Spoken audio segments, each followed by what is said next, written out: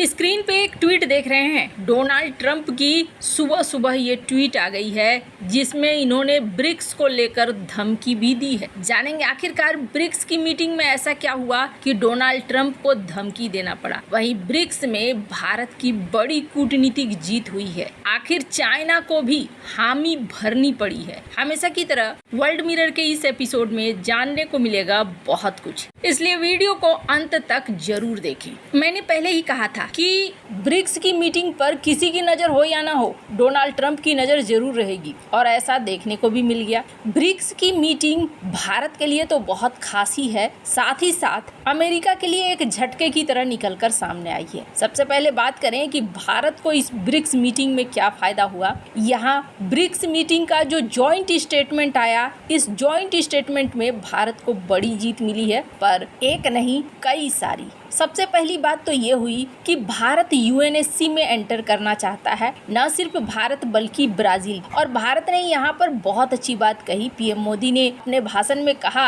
कि आप 21वीं सदी में हैं और 21वीं सदी में सॉफ्टवेयर इस्तेमाल होता है। अब अगर आप सॉफ्टवेयर की जगह पुराने टाइपराइटर 20वीं सदी का लाना चाहते हो तो वो सही नहीं है। ग्लोबल तरीके भी बदल रहे हैं। ऐसे में बहुत ज्यादा जरूरी है यूएनएससी और दुनिया की बड़ी बड़ी संस्थाओं में बदलाव किया जाए। जॉइंट स्टेटमेंट देख रहे हैं आप, सिद्धांत सिब्बल ने इन्हें ट्वीट भी किया है और इस जॉइंट स्टेटमेंट में चाइना, रूस दोनों ने कहा कि हाँ, यूएनएससी के रिफॉर्म में भारत और ब्राजील को आना चाहिए। चाइना का ये कहना एकदम से अचंभित करने वाला है, क्योंकि कोई है अगर भारत के मेंबरशिप को रोकता है तो वो चाइना ही है। शी जिनपिंग का यहाँ नहीं पहुँचने का मतलब आप समझिए कि बहुत सारी ऐसी चीजें थी जो शी जिनपिंग सामना नहीं करना चाहते। और सिर्फ इतना ही नहीं, ये तो पहली जीत है। स्क्रीन पर आप इस ट्वीट को देख सकते हैं। 2 पेज का जॉइंट स्टेटमेंट जारी किया, कई पेज का जॉइंट स्टेटमेंट जारी किया गया है और इसमें 6ठे पॉइंट पर इस बात को कहा गया है कि नहीं, यूएनएससी में रिफॉर्म होना चाहिए और रिफॉर्म के साथ यहाँ ब्राजील और भारत महान रोल अदा कर सकते हैं यूनाइटेड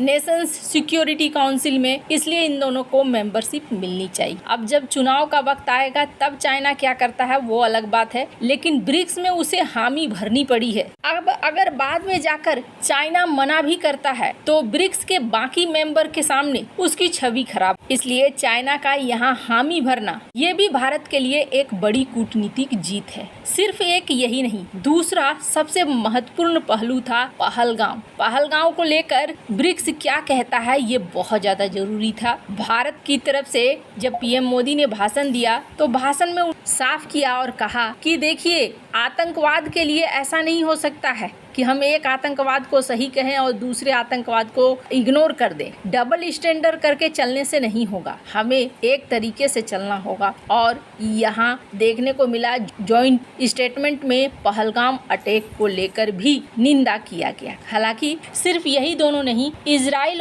और ईरान की लड़ाई में ईरान को लेकर भी कहा गया, ईरान के ऊपर जो हमले हुए उसको लेकर भी कहा गया। खैर, यहाँ शी जिनपिंग भले प्रकट न हुए लेकिन राष्ट्रपति पुतिन प्रकट हुए और ऑनलाइन उन्होंने यहाँ स्पीच दी। मैं चाहती हूँ थोड़ा सा आप इन्हें सुने। It opens up a lot of new prospects, and this is where the participants of BRICS come in the areas of technology, in use of resources and logistics, insurance, trade, finances.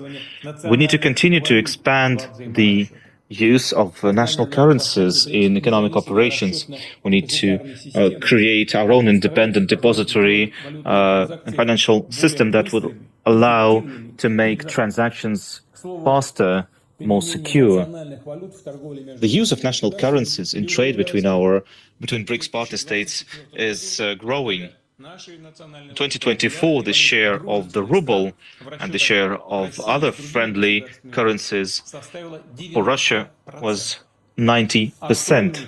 और इनकी speech बड़ी खतरनाक। क्यों खतरनाक थी? क्योंकि यहाँ पर रूस एक बड़े सिस्टम की बात कर रहा है, एक ऐसे सिस्टम की बात कर रहा है जो सिस्टम अमेरिका को टेंशन दे रहा है। दरअसल इससे पहले कई बार रूस ने एक कॉमन करेंसी दिखलाने की कोशिश करी है जो करेंसी ब्रिक्स की है। हालांकि भारत ने भी ये साफ किया है कि ब्रिक्स करेंसी अभी आना कोई ठीक नहीं है, वहीं कई सारे देशों ने इस बात को कहा है, पर रूस ने अपनी बात को साफ किया। रूस ने अपने बारे में बताया कि आज 2 साल से ज्यादा हो गए हैं और हमारा जो व्यापार है वो व्यापार रूबल में हुआ। 90% हमने दूसरे देशों के साथ भी नेशनल करेंसी में व्यापार किया है, यानी कि इनका व्यापार अन्य देशों के साथ भी उनके नेशनल करेंसी, जैसे वो भारत के साथ व्यापार कर रहे हैं तो भारत के रुपया में व्यापार कर रहे हैं, चाइना के साथ व्यापार कर रहे हैं तो चाइनीज युआन में व्यापार कर रहे हैं, वो सफल रहा। लेकिन हमें एक ऐसे सिस्टम की जरूरत है जो system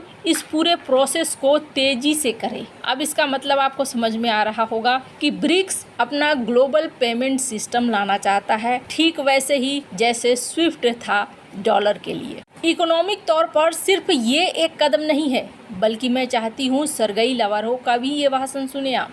Russia has issued an initiative to create within BRICS a new investment platform that will take into account the new BRICS Development Bank.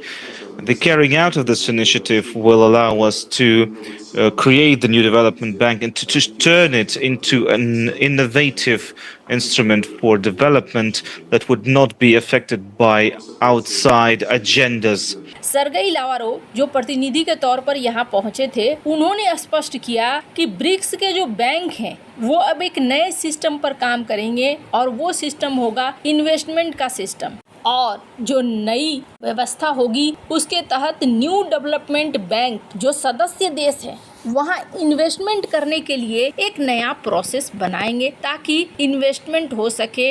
यहाँ भी इन्वेस्टमेंट के लिए वो एक दूसरे की मदद कर सके। अब ये सारी चीजें देखकर आपको क्या समझ में आता है? समझ में यही आता है कि ग्लोबल ऑर्डर बदल रहा है और यहाँ पर डोनाल्ड ट्रंप इसी वजह से बुरी तरीके से बौखला गए। ये कुछ ब्लैक एंड व्हाइट तस्वीरें देख सकते हैं आप। ये ब्रेटन वुड समझौता था, जिस समझौते में अमेरिका ने बड़ी चालाकी से पेश कर दिया था डॉलर और गोल्ड का कॉन्सेप्ट कि भाई डॉलर में व्यापार करो, सोना के बदले में तुम जब चाहो तब बदल सकते हो। लेकिन इस समझौते ने अमेरिका वर्चस्व को तो स्थापित कर दिया, इसमें कोई दो राय नहीं है। तब ये लगा था चलो डॉलर के साथ साथ सोना भी तो है, कोई अगर डॉलर नहीं लेना चाहता हो, सोना लेना चाहता हो, सोना तो ले सकता है ना। लेकिन यहाँ पर भी अमेरिका ने बाद में 1971 में झटका दिया, जिसको कहते हैं निक्सन शॉक। इन्होंने सबसे पहले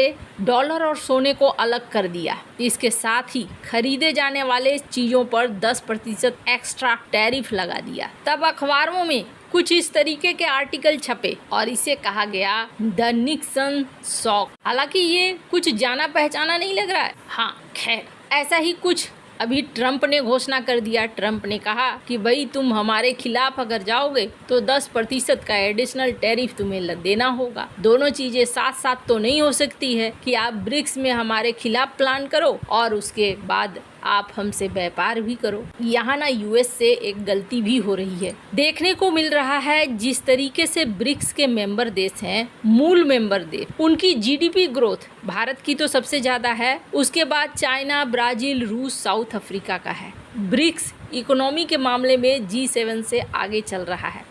एक समय तो ऐसा भी आया था, ग्लोबल टाइम्स के इस आर्टिकल को देखिए, कि फ्रांस भी ब्रिक्स में शामिल होना चाहता था। खैर, अब डोनाल्ड ट्रंप आगे क्या एक्शन लेते हैं देखने वाली बात होगी। आपको क्या लगता है इन सब मामले में, आपकी क्या राय है? कमेंट कर जरूर बताएं। जल्द मिलते हैं अगले वीडियो में नई खबर के साथ।